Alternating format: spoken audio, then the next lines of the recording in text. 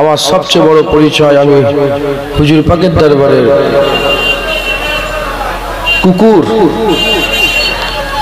কুকুর রাসূলুল্লাহ সাল্লাল্লাহু আলাইহি ওয়াসাল্লামের দরবারের, মুজাদ্দিদ জামানের দরবারের গোলাম। তো এই গজলটা কিন্তু অন্য কারোর জন্য গাওয়া যাবে না, এটা রাসূলুল্লাহর জন্য খাস। যাই হোক, বাচ্চাদের হাতে মোবাইল কেন? ভিডিও করছে ওরা, ওই দেখো। ভিডিও করবেন না কেউ? কমিটির ছেলেরা কেউ ভিডিও করবে না, হুজুরের ছবি কেউ ভিডিও করবে না। কমিটির ছেলেরা কথা বলেন না, থাক না, যে যেখানে আছে থাক, যে যেখানে আছে থাক।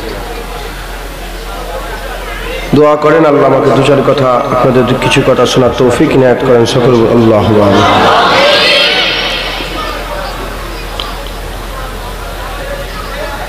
আউযু বিল্লাহি মিনাশ শাইতানির রাজীম।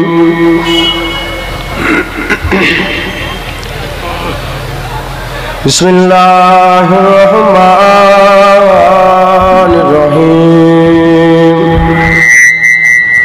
আস্তে করে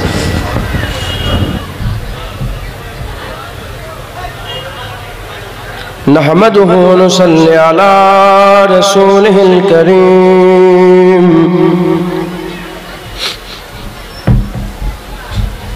আম্মা বা'দ ফায়া আইয়ুহাল হাজিরুন রাহমানা ওয়া রাহমাকুমুল্লাহ। وقال الله تعالى في كلام المجيد والفرقان الحميد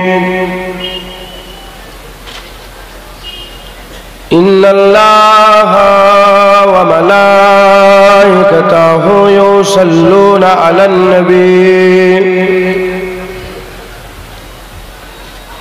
يا أيها الذين آمنوا صلوا عليه وسلموا تسليما اللهم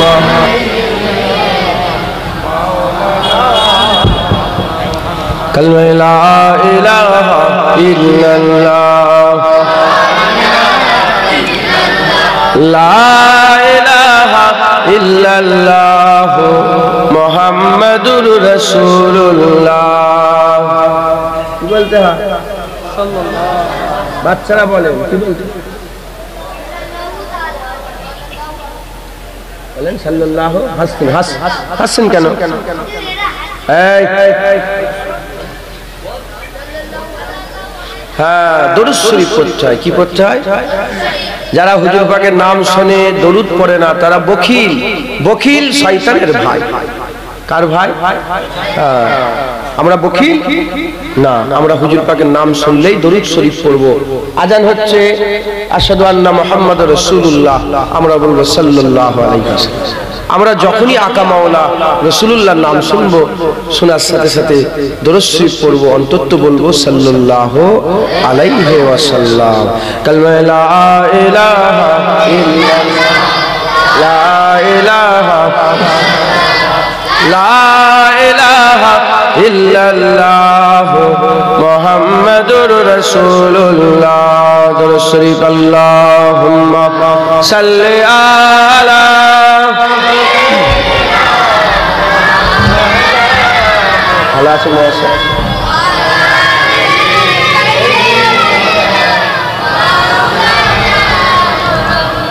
وقال الله تعالى في كلام المجيد والفرقان الحميد سبحان الذي أسرى بعبده ليلا من المسجد الحرام إلى المسجد الأقصى प्यारे हाजिर मजलिस, उपस्थित दिन दौद इस्लाम दौद আমার মুরব্বি মুরব্বি বাপজান চাচানগণেরা, উলামায়ে হযরত, হাফেজে কুরআন, আগত মেহমান, স্নেহের কচি কচি বাচ্চা, যুবক জওয়ান ভাইজানেরা,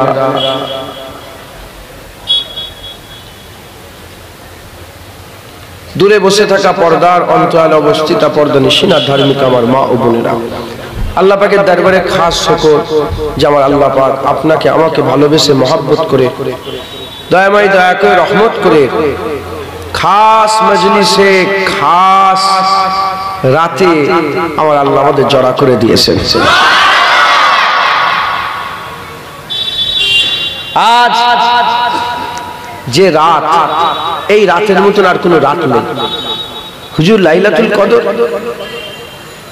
আমি বলবো হ্যাঁ হ্যাঁ, লাইলাতুল কদর এই রাতে কুরবান। এত বড় কথা, কারণ এই রাত, আজকের যে রাতটা 27শে রজব, এই রাত রাসূলুল্লাহর জীবনের সবচেয়ে সেরা রাত।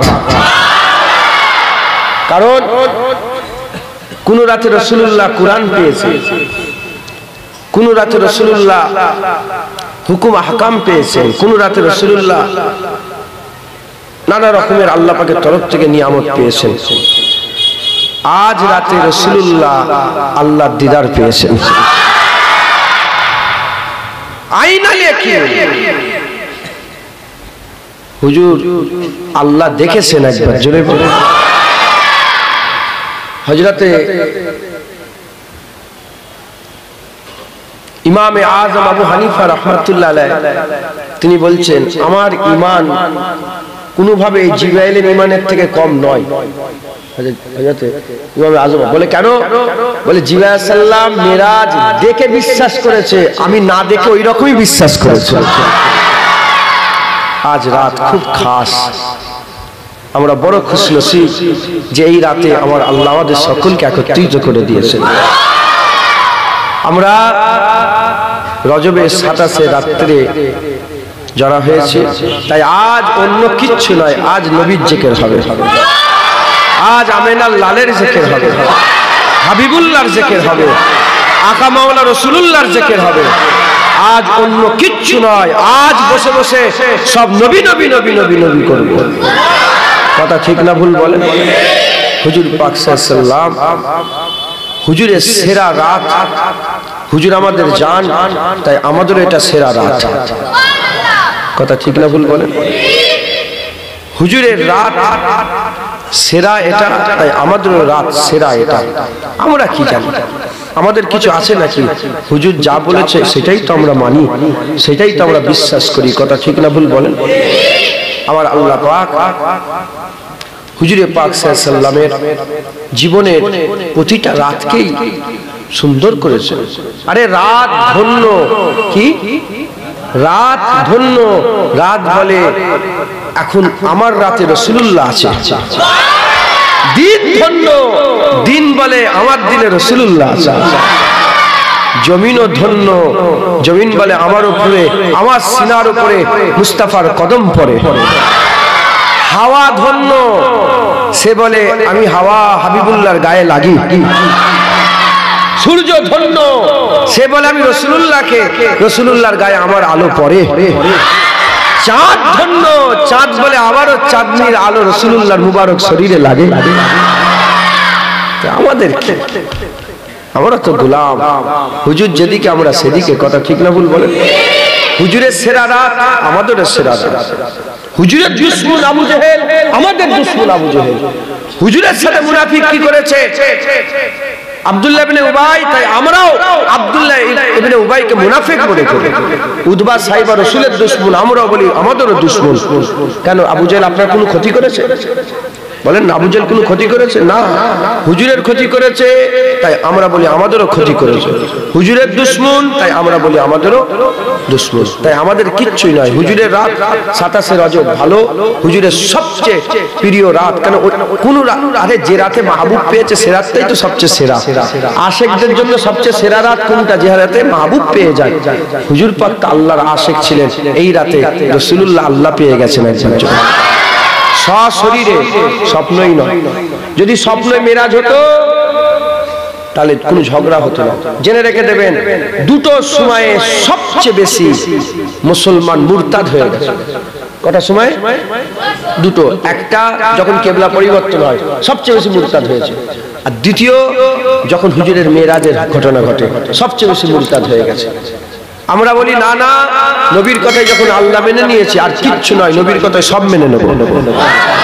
কথা ঠিক না ভুল? আর আমরা কিছু মাথা মারতে যাব না। জেনে রেখে দেবেন, যেটা মাথায় ঢুকে যাবে সেটা মুজিজা নয়, সেটা কুদরত নয়, সেটা কারামত নয়। যেটা মাথায় ঢুকবে না সেটাই কুদরত, সেটাই কারামত, সেটাই মুজিজা।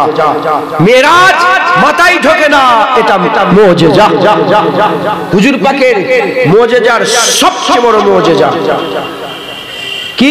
কুরআন। হুজুর পাকের মুজিজা সবচেয়ে বড় মুজিজা কি? কুরআন। দ্বিতীয় সবচেয়ে বড় মুজিজা মেরাজ। চাঁদ দু টুকরো করার থেকে বড় মুজিজা কি? মেরাজ।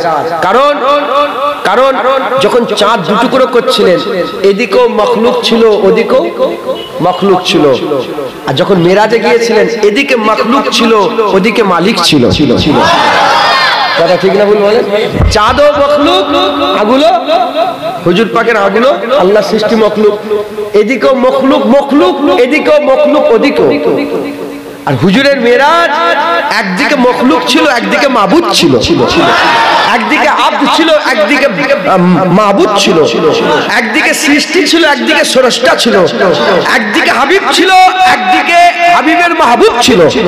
একদিকে আশিক ছিল, আর একদিকে মাসুক ছিল। একদিকে রাসূলুল্লাহ ছিল, আর একদিকে রব্বুল আলামিন ছিল।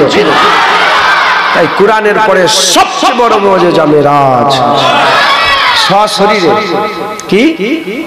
সশরীরে আমার আল্লাহ পাক প্রথমেই আয়াতের প্রথমে বলেছেন সুবহানাল্লাহি, সুবহানাল্লাহ। কি বলেছে আল্লাহ? পাক ওই জাত। কেউ যাতে অবিশ্বাস না করে, কারণ মনের মধ্যে যেন কোনো খারাপ নিয়ে আসে না, নিয়ে আসে। আল্লাহ কে? আল্লাহ পাক জাত, তিনি সুবহানাল্লাহি আসরা বে আবদিহি। আসরা রাতের ভ্রমণকে বলে। আসরা কাকে বলে? রাতের ভ্রমণকে। আসরা বে আবদি লাইলাম, এখানে লাইল বলে দিয়েছে, রাত। এখানে যখন আসরা রাতের ভ্রমণ হয়ে যাচ্ছে, আবার লাইল বলার কারণটা কি? এজন্যই আল্লাহ বললেন, কারণ গোটা রাত মেরাজের জন্য লাগে না, রাতের কিছু অংশ লেগেছে। এজন্য এখানে লাইলটা আল্লাহ পাক আবার ব্যবহার করে দিয়েছেন।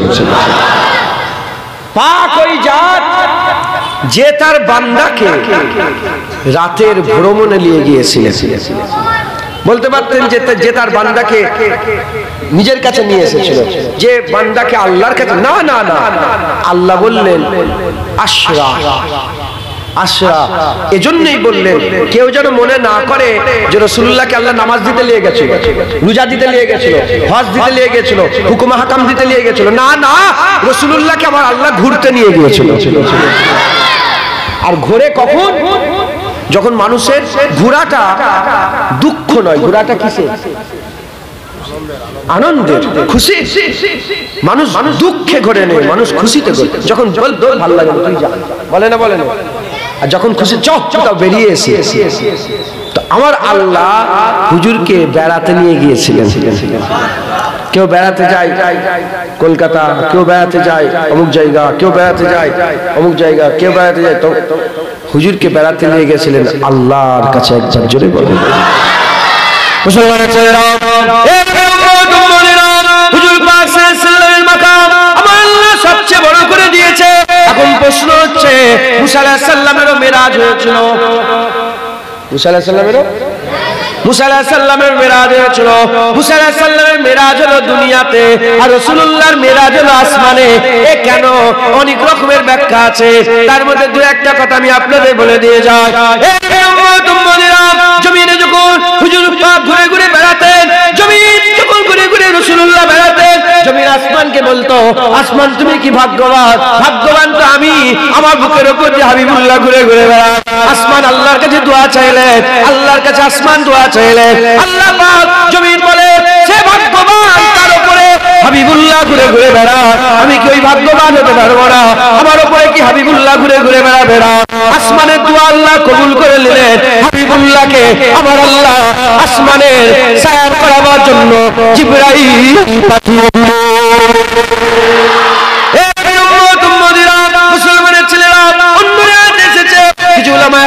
বলে, কিছু উলামা হাজরাত বলে আসমানের মালায়েকা ফেরেশতারা, অনেক মালায়েকা ফেরেশতা আছে, তারা তো সবাই জমিনে আসতে পারে না, সবাই তো জমিনে আসে না, তাদের মনের ইচ্ছা হাবিবুল্লাহকে দেখবে, হাবিবুল্লাহকে দেখবে, হাবিবুল্লাহর পেছনে নামাজ পড়বে, হাবিবুল্লাহর সঙ্গে কথাবার্তা বলবে, হাবিবুল্লাহর আদব করবে, হাবিবুল্লাহর তাজিম করবে।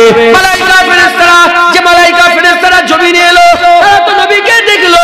যে মালায়েকা ফেরেশতারা জমিনে আসতে পারলো না, তারা আল্লাহর কাছে দোয়া চাইলো, আল্লাহ ওরা তো দেখে ফেললো, আমাদের কি হাবিব দেখা হবে না, আমাদের কি আকা মাওলা রাসূলুল্লাহ দেখা হবে না?